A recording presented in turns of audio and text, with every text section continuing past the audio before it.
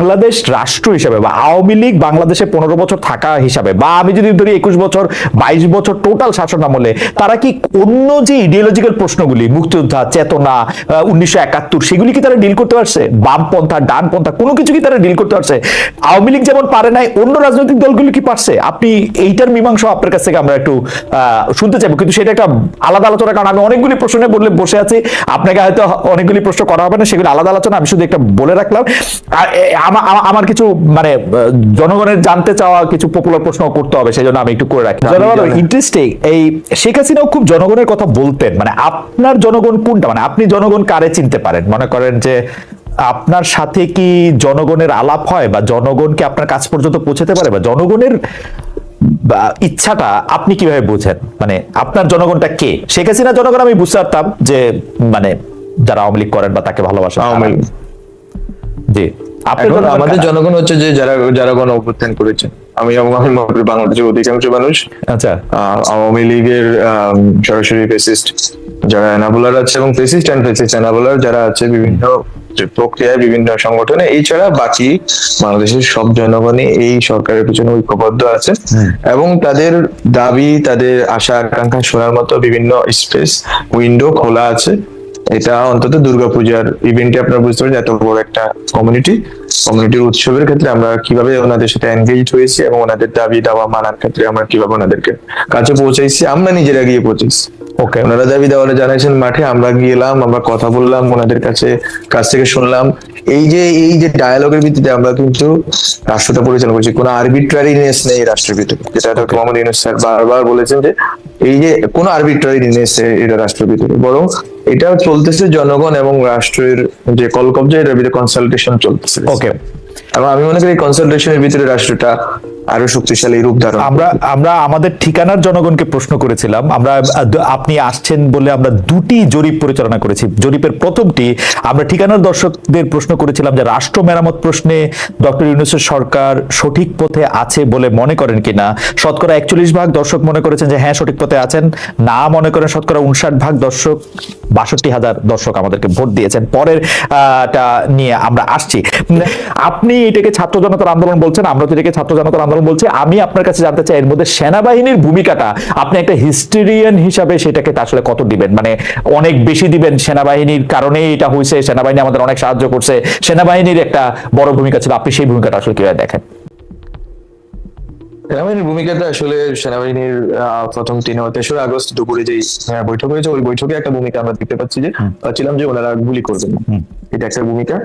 এছাড়া পরবর্তী 4 তারিখ সন্ধ্যায় কারফিউ জারি হয়েছে, বা 4 তারিখ 5 তারিখের ঘটনার সময় আমরা দেখছি যে একটা সেনানিবাস, ধরেন যদি কুমিল্লার বলি আর ঢাকা শহরে সাভারে বলি, বিভিন্ন জায়গায় বিভিন্ন প্রতিক্রিয়া হচ্ছে, কোথাও গুলি চালানো হচ্ছে, কোথাও গুলি চালানো হচ্ছে।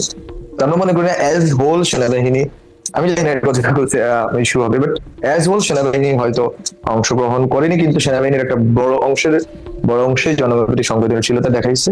এবং পরবর্তীতে 4 তারিখের পরে তো অবশ্যই সেনাবাহিনীর যারা নেতৃত্বে ছিলেন, তারা এখনো আছেন, তারা যথেষ্ট সংবেদনশীলতার পরিচয় দিয়েছে। কিন্তু আন্দোলনকালীন সময়ে 3 তারিখ 4 তারিখে জনগণকে গুলি করার প্রশ্নে তখন আসলে আমরা সেনাবাহিনীর যে বিশেষ করে মিড র্যাঙ্কের এবং লোয়ার র্যাঙ্কের যারা ছিলেন, আমি মনে করি যে ওরা জনগণের সাথে সংহতির জায়গাটা যথেষ্ট পরিমাণ অনুভব করেছিলেন এবং তারা তাদের ক্যাপাসিটিতে কাজ করছেন। যখন সেনাবাহিনী তো অর্ডার ভিত্তিক একটা সংগঠন, তো যখন ওনাদের সেন্ট্রাল থেকে অর্ডারটা এসেছে এবং যখন একটা সম্মতি তৈরি হয়েছে ওনাদের ভিতরে, তখন ওইটা হয়তো রিফ্লেক্টেড হয়েছে।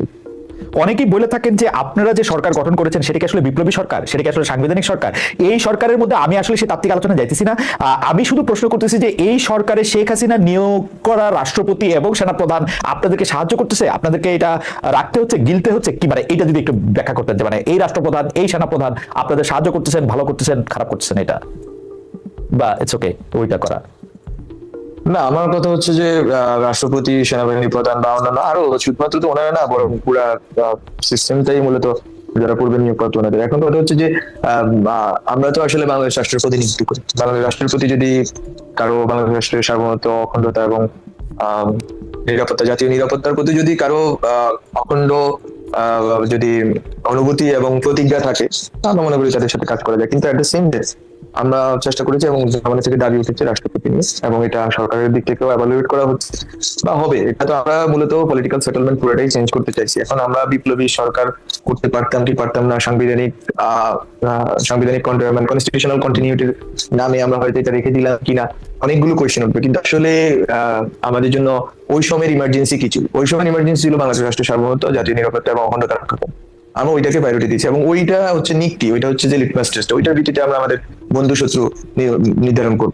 এবং ওখানে অবশ্যই ফেসিস্ট যারা প্রবণতার লোক আছে বা ফেসিস্ট ইডিওলজির লোক আছে, ওই ক্ষেত্রে তো আমাদের একটা স্পষ্ট সংবেদনশীলতা আছে, এবং যারা গণহত্যায় সরাসরি অংশগ্রহণ করছে তাদের ব্যাপারে তো আছে। জনগণের পক্ষ থেকে, আমাদের সরকারের পক্ষ থেকে স্পষ্ট অবস্থান এবং স্পষ্ট পদক্ষেপ আপনারা দেখতে পাচ্ছেন নিয়মিত, সেটাতে থাকবে। অর্থাৎ এটা হচ্ছে ফ্রেমওয়ার্ক। অর্থাৎ রাষ্ট্রের সর্বোচ্চ পদাধিকারী যিনি আছেন রাষ্ট্রপতি, তার অবস্থান সেটিও আপনারা একটি ফ্রেমওয়ার্কের মধ্যে ইভালুয়েট করছেন এখন এই মুহূর্তে। আরেকটি প্রশ্ন নিশ্চয়ই আপনাকে অনেকবার এর সম্মুখীন হতে হচ্ছে যে নিষিদ্ধ সংগঠন হিজবুত তাহরিরের সাথে আপনার কি একটা সম্পর্ক রয়েছে কি রয় নাই, আপনার কি তাদের প্রতি আলাদা করে কৃতজ্ঞতা আছে কিনা? কারণ হিজবুত তাহরির সরকার পতন আন্দোলনে সক্রিয় ছিল, তো অন্যদিকে কালো ব্যানার নিয়ে হঠাৎ করে কালেমা লেখা ব্যানার খোদ ঢাকা শহরে নিয়ে মিছিল বের হচ্ছে, এগুলি নিয়ে আসলে আপনার অবস্থান কি? আপনি যদিও পরিষ্কার করেছেন, মানে কেউ এরকম কোনো দেখাতে পারে নাই যে আপনার সাথে হিজবুত তাহরিরের কোনো রকম সম্পর্ক রয়েছে। কোথা থেকে এটা আসলো, ভারতীয় পত্রপত্রিকা কোথা থেকে এটা বললো, সেটি আলাদা প্রশ্ন।